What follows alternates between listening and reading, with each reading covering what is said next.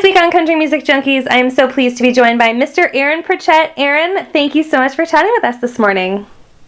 Thanks for having me, Patrice. Appreciate it. Well, we're really pumped to talk about your new album. This Score was just released on June 24th, your 8th studio release. Can you tell us a little bit about that? Oh, it's been a quick process. It really feels like most albums, when I get them done or start to finish, sometimes they can be 16 months from when you first start looking at songs and writing songs. But this one felt a lot quicker. And it was a year ago that I went to Nashville and started writing. And now the album's been done for a little while, obviously, and finally get to release it, and it only took a year, which is kind of crazy. Wow. But I'm extremely proud of it. Every song on it, from start to finish, there's 8 songs. Obviously, starting with the first single, "Dirt Road in 'Em," and I had a hand in two of the 8 songs for co-writing, and I'm over the moon. It's been my dream to release as many albums as possible, and this one, like you said, is my 8th. That's just hard to believe, actually. And the last one was the Greatest Hits came out last year, but it's my first full-length original record since 2010. Wow. So it's been quite a while. Yeah, well, we are so pleased that you've released something new, and I've heard the entire album, and I absolutely love it. I think it's amazing. I would say most people by this time have heard "Dirt Road in 'Em," which is an incredible song. I know it made top 10, and it's the first single off that album, and it's just super fun and upbeat. Now, what can you tell us about some of the other songs on the album that people may not have heard just yet? Well, the next single is "Out of the Blue," and that comes out just this week, as a matter of fact. It's going to radio, and I'm extremely proud of it. It's a summer fun song. It's very beachy and kind of like got a Jamaican country feel, Cool. It's got this sort of Caribbean feel mixed in with some really cool country instrumentation, and when people hear the lyrics and when they hear the way I sing the lyrics, it's very, very interesting. And people always when I played it for all the radio stations when I went across the country, I gave them a little sneak peek listen to it.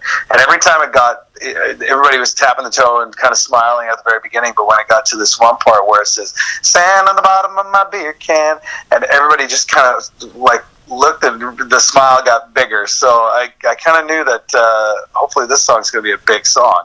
And then other than that, there's a bunch of really great stuff on there.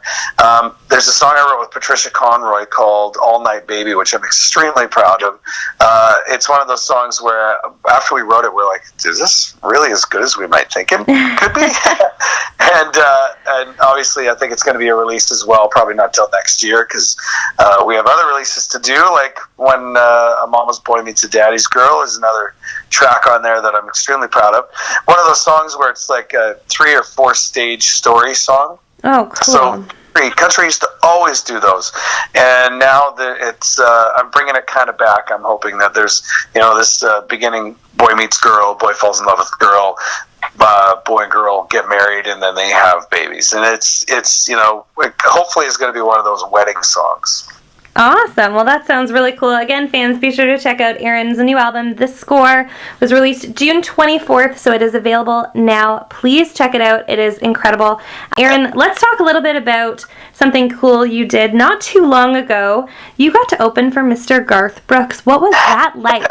Well, you know what? My expectations were pretty high, but also pretty low, because I've toured with a lot of artists, a lot of big name artists, American artists, and typically what they do is they don't interact with their opening act very much until sometimes later in a tour, or if you're doing a one-night show, you won't meet them at all, and that's pretty typical, and that's fine. And I don't have a problem with it. I understand what they're doing. They want the privacy, and that's great. But I got to SaskTel Center, the arena that we played in Saskatoon with Garth Brooks, and he was up on stage doing a sound check, which again is kind of odd, because most of the time they don't like doing their own sound checks.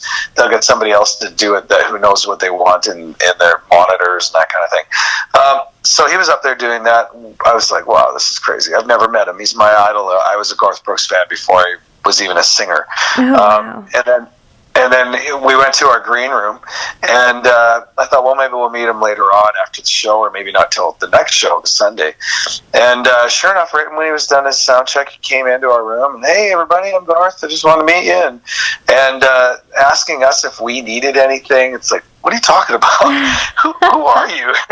Are you just a fake Garth? You're just an imposter? Like, nobody ever does this kind of thing. And then he did that several times that afternoon, and making sure that we're good. And right before the show, and he said he came in and told us, you know, he felt really bad because we had to push back the time for the show start. I'm like, what's going on here? And it was just an incredible experience. And then he goes out there and he's Garth Brooks on stage. Like, off stage, he is just Garth. He's your buddy. On stage, he's Garth Brooks.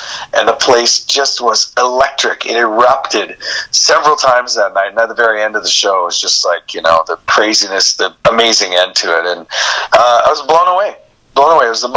It was the coolest experience I've ever had with any American artist. And he's my guy. He's Elvis. He's the Beatles. He's James Brown. He's Michael Jackson of country. It was insane. Oh, that is so cool. Well, congratulations on that. That is pretty amazing, and Thanks. It sounds like you had quite the experience. I'm super jealous. That sounds incredible. Let's chat a little bit about, back in May, you were a speaker at the CMAO conference. So the Country Music Association of Ontario puts on a conference every year. I know that you're not from Ontario, but how important do you think it is for organizations like this to exist at the provincial level for up-and-coming artists and stuff like that? It's incredibly important. I was a member of the British Columbia Country Music Association years ago. I mean, I still am, but I have been for 20-something years. And you have to have that support from the ground level, from your hometown, from your home area, from your home province. And in order to make it, I mean, you don't have that kind of support from those associations, then you're basically being led blind. Within the industry in each province, for example, in each city, you've got songwriters, you've got producers, you've got all kinds of things, photographers, and all the things you need to help your career get started. And in Ontario, it's no different. You have to have that support, and if you don't have it, it's going to be that much tougher of a road to drive in the industry. So it's absolutely important.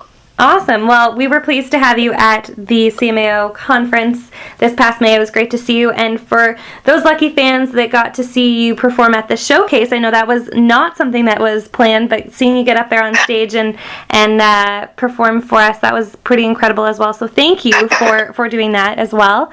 Now, if fans want to check out The Score, again, your new album, where would you like them to go for that?